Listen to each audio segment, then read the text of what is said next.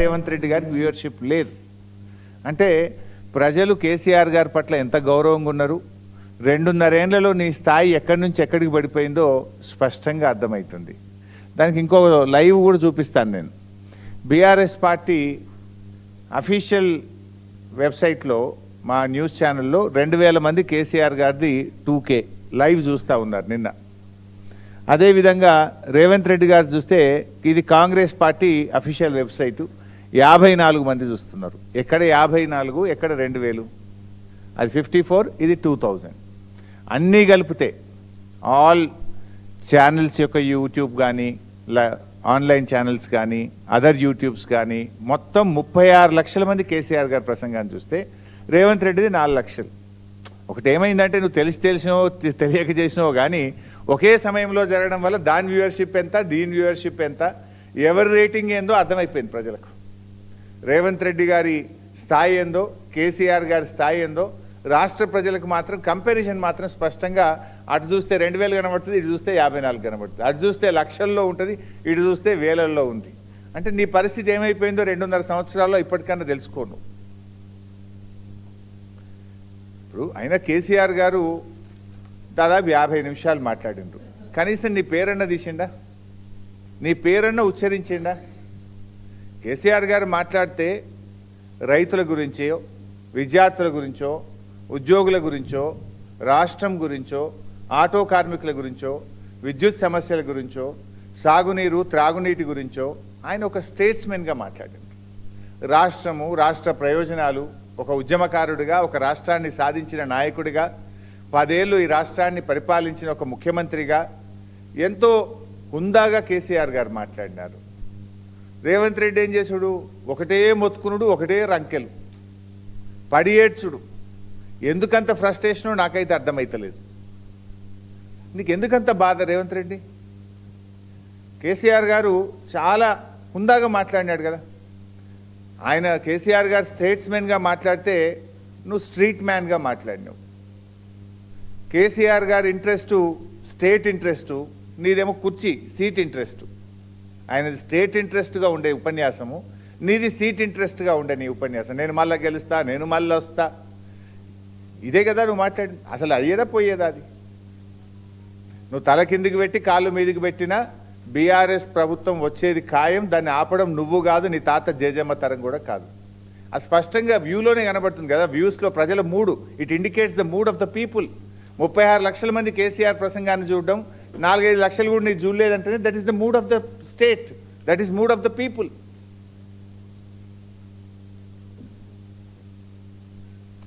ఇక కేసీఆర్ గారు ఆయన మాట్లాడిన దాంట్లో కనీసం నువ్వు బాధ్యతగా ఒక ముఖ్యమంత్రిగా వాటిని తీసుకో, ఆ సూచనలు తీసుకో. ఏమైనా కొంత అయినా చేయగలిగితే చెయ్యి. కాంగ్రెస్ పార్టీ మళ్ళీ గెలిచేదైతే లేదు కానీ కనీసం ఇప్పటికన్నా ఇంకా 2.5 ఏళ్ళు మిగిలింది. ఈ 2.5 ఏళ్ళన్నా నువ్వు మంచిగా పనిచేస్తే గెలుసుడు కాదు కానీ కనీసం డిపాజిట్ అన్న దక్కుతాయి. కాంగ్రెస్ పార్టీ గెలుసుడు అది కళ్ళ మాట కానీ కనీసం డిపాజిట్ అన్న దక్కుతాయి. చిల్లర మాటలు బంద్ చేసి, ఆ ఫ్రస్ట్రేషన్ బంద్ చేసి, వారు అనేక విషయాలను రాష్ట్రాన్ని దృష్టిలో పెట్టుకొని మాట్లాడిండ్రు. వాటిని ఒక బాధ్యత కలిగిన ప్రతిపక్ష నాయకుడిగా ఆయన చెప్పిన మాటలను నువ్వు పరిగణలోకి తీసుకుంటే కనీసం మీకు ఇన్ని డిపాజిట్లు అన్న దక్కుతాయి. నిన్న మధ్యాహ్నం దాకా కూడా మీరు చూసింది ఇంకో డ్రామా నడిపిండు రేవంత్ రెడ్డి గారు. నేను ఢిల్లీకి పోతే సీఎంఓ నుంచి లీకులు ఇచ్చుడు, మీడియా వాళ్ళకి చెప్పి బ్రేకింగులు పెట్టించుడు. అంటే నీకు విషయం ఉన్నోడు ఈ పని చేయడు, విషయం లేని వాళ్ళే ఈ చిల్లర పనులకు దిగుతుంటారు. నేను మా పార్టీ అధినేత గౌరవనీయులు కేసీఆర్ గారి సూచన మేరకు వారి చెప్పిన పని కోసం రవిచంద్ర ఎంపీ గారు, నేను, వినోద్ కుమార్ గారు, మేము ముగ్గురం ఢిల్లీకి పోయినాం. దట్స్ ఓపెన్గా శంషాబాద్ ఎయిర్పోర్ట్ నుంచే పోయినాం ఢిల్లీకి. దాంట్లో పెద్ద సీక్రెట్ లేదు, అంతకంటే రహస్యము లేదు. సరే, కాళేశ్వరంకి సంబంధించిన కేసు రేపు జడ్జిమెంట్ ఉంది. సహజంగానే ధర్మం మీద, న్యాయం మీద మాకు నమ్మకం ఉంది. డెఫినెట్గా మేము గెలుస్తామనేటువంటి విశ్వాసం మాకు ఉంది. సరే, గెలిస్తే రాష్ట్ర ప్రభుత్వం సుప్రీంకోర్టుకు పోతే మేము కేవిట్ వేసుకోవాలి. పొరపాటున మేము గెలవలేదు, మేము సుప్రీంకోర్టులో ఫైల్ చేసుకోవాలి. దానికి కూడా సీనియర్ న్యాయవాదులు ఎంగేజ్ చేసుకోవాలి. ఒక రాజకీయ పార్టీగా నీ కుట్రలు నీ అక్రమ కేసులను డెఫినెట్గా ఎదుర్కోవడానికి న్యాయ వ్యవస్థలో మాకుండే అవకాశాలని మేము చేసుకుంటాం.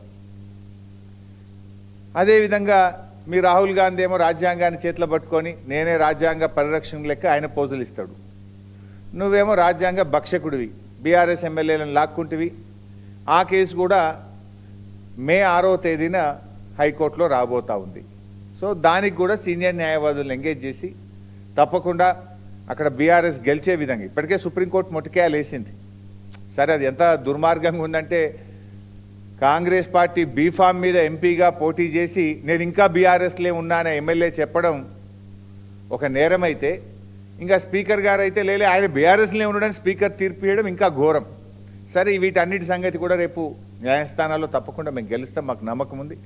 దానికి సంబంధించి కూడా సీనియర్ న్యాయవాదులను ఎంగేజ్ చేసి ఫర్దర్గా ఆ కేసు పర్సుయేషన్ కోసం కూడా మాట్లాడడానికి వెళ్ళాం. వీటితో పాటు మరో ముఖ్యమైన విషయం కూడా ఉంది నిన్న ఢిల్లీకి వెళ్ళిన దాంట్లో. అదేంటి? బ్యాగుల కేసు. బ్యాగుల కేసు ఒకటి ఉంది కదా, ఓట్ ఫర్ నోట్ కేసు. ఆ కేసు కూడా రేపు సుప్రీంకోర్టులో మధ్యాహ్నం 3:30కు వస్తుంది. రేపు మధ్యాహ్నం 3:30కు రేవంత్ రెడ్డి పట్టపగలు 50 లక్షల నగదుతో బ్యాగులతో దొరికిన కేసు రేపు మధ్యాహ్నం 3:30కు సుప్రీంకోర్టులో వస్తుంది. సో ఈ ఓటుకు నోటు దొంగ భరతం పట్టడానికి కూడా నిన్న ఢిల్లీలో న్యాయవాదులతో మాట్లాడడానికి వెళ్ళాం. రెడ్ హ్యాండెడ్గా నువ్వు పట్టపగలు దొరికినవు.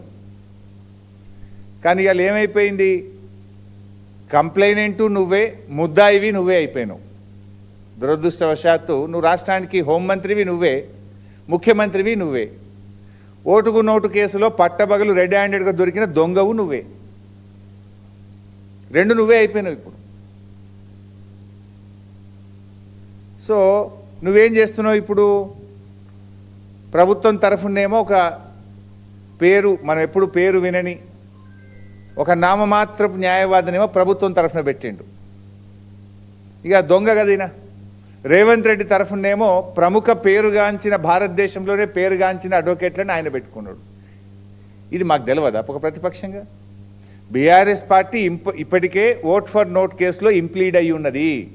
మా జగదీష్ రెడ్డి గారు, సత్యవతి రాథోడ్ గారు, మహమూద్ అలీ గారు, సంజయ్ గారు ఈ కేసులో ఇంప్లీడ్ అయి ఉన్నారు. సో ఈ కేసు కూడా రేపు మధ్యాహ్నం 3:30కు సుప్రీంకోర్టులో లిస్ట్ అయి ఉన్నది. మాకు మా న్యాయవాదులు ఆల్రెడీ ఇండికేషన్ ఏమి ఇచ్చిండ్రు?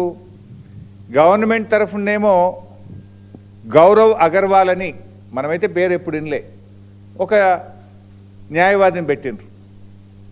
కానీ అదే రేవంత్ రెడ్డి తరఫున, అంటే ఎవరు? ఓటుకు నోటు కేసులో బ్యాగులతో పట్టబగలు దొరికిన ముద్దాయి తరఫున ఎవరిని పెట్టిండ్రు? ముకుల్ రోహిత్గిని, సిద్ధార్థ్ లూత్రా అనే అడ్వకేట్లను పెట్టిండ్రు. అంటే ఇక్కడ దొంగ చీకటి ఒకటి అయినట్టు అయిపోతుంది.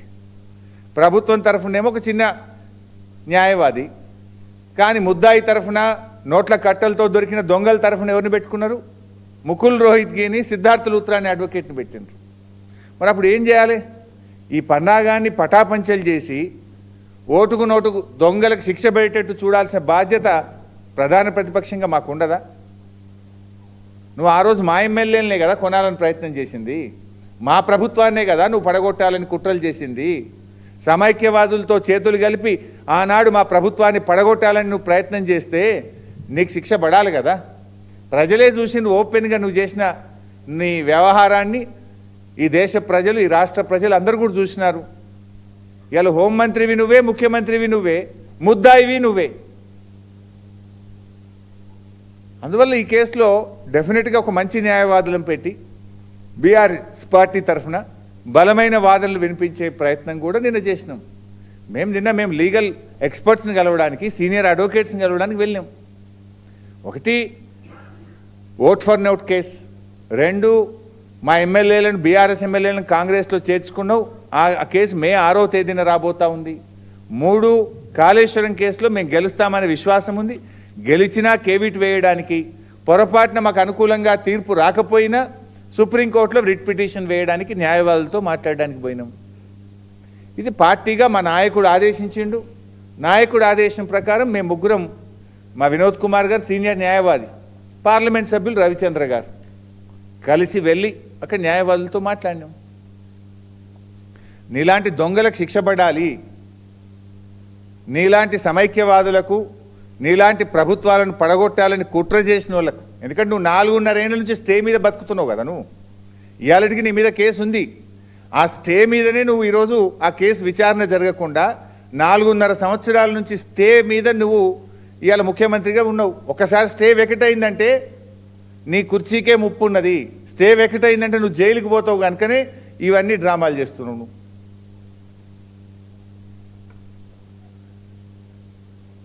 ఇవాళ మొన్న ఏం జరిగిందో నేనే బయట పెట్టినా. రాత్రేమో రాహుల్ గాంధీతో ఉన్నాడు, పొద్దుగాలు లేచే వరకు ఆర్ఎస్ఎస్ ప్రముఖ ఆర్ఎస్ఎస్ నాయకుడు, బీజేపీ ప్రభుత్వ కేంద్ర మంత్రి శ్రీనివాస్ వర్మ ఇంట్లో పొద్దుగాల టిఫిన్కు తేలిండు. నీకు అలవాటు పొద్దుకి కాంగ్రెస్, పొద్దుగాల బీజేపీ వాళ్ళ ఇంట్లో టిఫిన్లు తినుడు, సాటు కార్లలో తిరుగు నీకు అలవాటు. మేము బాజాప్తానే చేస్తాం ఏం చేసినా. సరే, ఇది అసలు విషయం. మేము పోయింది ఓటుకు నోటు కేసులో దొంగను శిక్ష పడే విధంగా మేము మా పార్టీ తరఫున ఇంప్లీడ్ అయినాం. మేము కూడా సీనియర్ న్యాయవాదులను ఎంగేజ్ చేసి మా సీనియర్ న్యాయవాదులు రేపు కోర్టులో బలమైన వాదనలు వినిపించడానికి న్యాయవాదులతో మాట్లాడడానికి వెళ్ళాం. అది రేపే ఉంది కేసు. రేపు ఉదయం కాళేశ్వరం కేసు ఉంది, సాయంత్రం ఓట్ ఫర్ నోట్ కేసు ఉంది. సో డెఫినెట్గా మేము వెళ్తాం కదా. నువ్వు మా ప్రభుత్వాన్ని కదా కూలదోయాలని ప్రయత్నం చేసింది. ఆ రోజు నేను శాసనసభ వ్యవహారాల మంత్రిని. ఇట్లా పోతేగా రేవంత్ రెడ్డి గారు ఆయన కథలు మనం చూసినాం. రైతు భరోసా నిన్ననన్న మొత్తం వేస్తాడేమో అనుకున్నాం. ఆ రోజు సిద్దిపేటకు వస్తే నిలదీస్తారని చెప్తే 1 ఎకరానికి వేసిండు. నిన్న కేసీఆర్ గారు జగిత్యాలకు వస్తే మళ్ళీ 1 ఎకరానికి వేసిండు.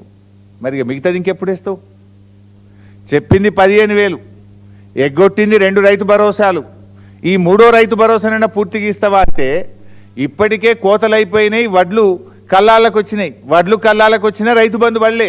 రైతు బంధు అంటే పెట్టుబడి సహాయం. పంట చేతికి వచ్చినా నీ పెట్టుబడి సహాయం రాలే.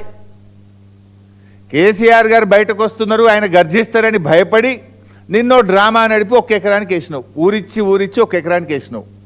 అంటే ఇక మళ్ళీ మిగతాది పడాలంటే మళ్ళొక్కసారి కేసీఆర్ బయటకు రావాలి. ఇక ఇట్లా ఎన్నిసార్లు రావాలి? అంటే కేసీఆర్ గారు ప్రశ్నిస్తే తప్ప, బీఆర్ఎస్ పోరాడితే తప్ప రైతు బంధు పడే పరిస్థితి ఉండదా? నువ్వు ఆ రోజు ఏం చెప్పినావు? సిద్దిపేటకు వచ్చినప్పుడు మార్చి 22 నాడు 20 రోజుల్లో మిగతా పైసలు వేస్తా అన్నావు, వేయలే. అంతకుముందు ఏం చెప్పినావు? మున్సిపల్ ఎన్నికల్లో లబ్ధి పొందడానికి మిర్యాలగూడలో సభలో మున్సిపల్ సభలో మాట్లాడుతూ ఎన్నికల కోడైపోగానే రైతు భరోసా ఇస్తా అన్నావు, వేయలే. సిద్దిపేటలో చెప్పినావు, వేయలే. నిన్న కేసీఆర్ గారు వెళ్తే మొత్తం వేస్తున్నా అన్నావు, మళ్ళీ 1 ఎకరానికి వేసినావు. అంటే 3 5,000 కోట్లు పడ్డాయి, ఇంకా 4,000 కోట్లు పడాలి. అవి ఎప్పుడు వేస్తావు? అంటే నువ్వు ఇలా కేవలం మాటలు చెప్తూ కేసీఆర్ గారి మీటింగ్ను ఏదో నేను డైవర్ట్ చేస్తా అనేటువంటి ఒక పిచ్చి భ్రమల్లో ఓ సభ పెట్టుకొని రైతు భరోసా ఇస్తున్నాను ఒక డ్రామా ఆడినావు. రైతులకు అర్థమైతలేదా? ఇంత కేసీఆర్ పుణ్యమే ఆయనతో పడ్డాయి 2,000 కోట్లు, లేకపోతే అవి కూడా పడకపోతుండే అని అర్థమవుతుంది కదా. మిగతా ఎప్పుడు వేస్తావు నువ్వు? మరి పోయినసారి 9 రోజులు వేసినా డైలాగ్ కొట్టినావు. మరి ఇప్పుడు ఏమైంది? ఇప్పుడు 6 నెలలు అయిపోయింది. 6 నెలల కింద పడాల్సిన రైతు బంధు ఇప్పటికి వల్లే కేవలం 5,000 కోట్లు మాత్రమే పడ్డాయి, ఇంకా 4,000 పడాలి. బడా కాంట్రాక్టర్లకు ఉంటాయి కానీ రైతులంటే నీకు ఉండవు. కాళేశ్వరం ప్రాజెక్టు గురించి నిన్న ఒక విషయంలో ఆయనకు థ్యాంక్స్ చెప్పాలి. రేవంత్ రెడ్డి గారికి నేను థ్యాంక్స్ చెప్పాలని కూడా అనుకుంటున్నాను. మొన్నటిదాకా ఒకటి ఏమన్నాడంటే కాళేశ్వరం కుప్పగూలింది అన్నాడు, కాళేశ్వరం కూలిపోయింది అన్నాడు, కాళేశ్వరం 1,00,000 కోట్లు కొట్టుకపోయింది అన్నాడు. నిన్న మాత్రం ఒక సత్యం చెప్పిండు. మేడిగడ్డ 2 పిల్లర్లు గుంగినాయి, దాన్ని రిపేర్ చేస్తాం, కాళేశ్వరం వాడుకుంటాము అన్నాడు. మరి కుప్పగూలితే 2 పిల్లర్లు రిపేర్ అవుతుందా? కుప్పగూలితే మొత్తం కూలిపోవాలి కదా. కాళేశ్వరం మొత్తం కూలిపోతే మొత్తం కొత్తగా కట్టాలి. కూలేశ్వరం అయిందంటే మొత్తం కట్టాలి కదా కొత్తగా. మొత్తం కుప్పగూలిపోయిందంటే మరి మొత్తం 1,00,000 కోట్లతో కొత్తగా కట్టాలి కదా. నిన్నేమంటుండు? 2 పిల్లర్లు పోయినాయి, దాన్ని రిపేర్ చేస్తాం, తొందరగా రిపేర్ చేసి వాడుకుంటాం. అది కూడా నీకు ఎప్పుడు సోయొచ్చింది? సైంటిస్టులు, వాతావరణ శాఖ రాబోయే సంవత్సరం సూపర్ ఎలినో ఉండబోతుంది, తీవ్రమైన కరువు దుర్భిక్ష పరిస్థితులు ఈ దేశంలో రాబోతున్నాయని చెప్పి వాతావరణ శాఖ హెచ్చరిస్తే గప్పుడు నీకు సోయొచ్చింది. గప్పుడు నీకు కాళేశ్వరం గురించి యాదికి వచ్చింది. అసలు నీకు ఎప్పుడు కాళేశ్వరం గురించి నీకు ఒక క్లారిటీ రాలే. ఇప్పుడు 2.5 ఏళ్ళు అయింది, నీకు ఇప్పటికన్నా క్లారిటీ వచ్చింది అనుకున్నా. నీకు ఏ తెలియదు, నా బి తెలియదు. కాళేశ్వరం గురించి నీకు ఏబిసిడీలు కూడా తెలివై. నీకు the beauty of Kaleshwaram, KCR గారు ఎంత గొప్పగా ఆలోచించిండ్రు అంటే, కాళేశ్వరం 3 లెవెల్స్లో పనిచేస్తుంది. మంచి వర్షపాతం ఉంటే మిడ్ మానేర్ నుంచి మాత్రమే మోటార్ లాంచ్ చేయాలి, మిగతా ఈ కరెంట్ బిల్ తక్కువ వస్తుంది. యావరేజ్ రెయిన్ఫాల్ ఉంటే ఎల్లంపల్లి నుంచి మాత్రమే మోటార్ లాంచ్ చేయాలి. తీవ్ర కరువు దుర్భిక్షం ఉంటే అప్పుడు మేడిగడ్డ దగ్గర మోటార్ లాంచ్ చేయాలి. This is a multi level project. మంచి వర్షాలు వస్తే మిడ్ మానేర్, యావరేజ్ ఉంటే ఎల్లంపల్లి, డ్రౌట్ సిచ్యువేషన్ ఉంటే మేడిగడ్డ దగ్గర మోటార్ లాంచ్ చేయాలి. Last 2 years were good. అందువల్ల ఎంఎంఆర్కేలే మోటార్ లాంచ్ చేసినాం, మల్లన్న సాగర్ నింపినాం, మా కొండపోచమ్మ సాగర్ నింపినాం, రంగనాయక సాగర్ నింపినాం, అనంతగిరి నింపినాం, లక్షల ఎకరాలకు నీళ్లు ఇచ్చినాం. కోట్ల మంది ప్రజలకు త్రాగునీరు కాళేశ్వరం ద్వారా ఇప్పుడు ఈ నిమిషానికి కూడా అందుతున్నది. ఇప్పుడు ఎలినో వస్తుంది కదా, మేడిగడ్డ అవసరం నీకు గుర్తొచ్చింది. ఇప్పుడు పరిగెత్తిన నువ్వు. ఇదేదో 2 ఏళ్ల కింద పోయి ఉంటే ఈ పాటికి మరమ్మత్తు అవుతుండే, రాష్ట్రం సస్యశ్యామలం అవుతుండే. ఇప్పుడు కాళేశ్వరం అంటే ఏంది? 3 బ్యారేజీలు, 15 రిజర్వాయర్లు, 19 సబ్స్టేషన్లు, 21 పంప్ హౌజ్లు, 203 కిలోమీటర్ల టనలు, 1531 కిలోమీటర్ల గ్రావిటీ కెనాలు, 141 టీఎంసీల స్టోరేజ్ కెపాసిటీ, 530 మీటర్ల ఎత్తుకు లిఫ్టు, 240 టీఎంసీల నీటి వినియోగం, వీటన్నిటి సమాహారం కాళేశ్వరం. 37 లక్షల ఎకరాలకు త్రాగు